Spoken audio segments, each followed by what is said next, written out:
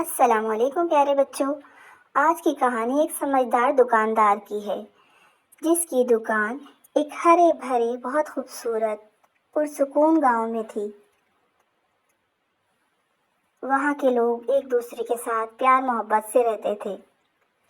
یہ دکاندار صبح صبح اٹھتا اور اپنی بیل گاڑی پر بوریاں لاد کے اپنی دکان میں لے آتا۔ اس کی دکان میں ہر وقت گاہکوں کا رش لگا رہتا۔ خاص طور پہ اس کی دکان سے چینی اتنی سستی ملتی تھی جتنی کہ ہول سیل ریٹ ہوتے ہیں۔ اس صاف ستھری چینی کے سب دیوانے تھے۔ لوگ دور دور سے آ کر کئی کلو چینی خریدتے تھے۔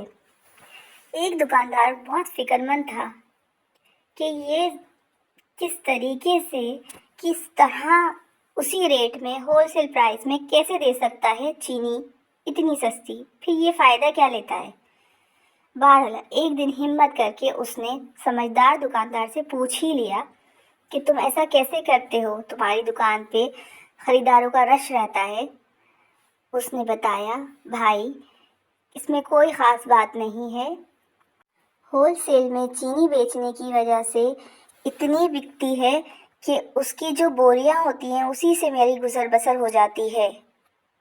پیارے بچوں، اس کہانی سے ہمیں یہ سبق ملتا ہے کہ ہم اگر سمجھداری سے، خلوص کے ساتھ لوگوں کی مدد کی نیت سے کوئی کام کرتے ہیں تو اللہ تعالیٰ اس میں اتنی برکت ڈال دیتا ہے کہ ہماری گزر بسر بھی آرام سے ہو جاتی ہے۔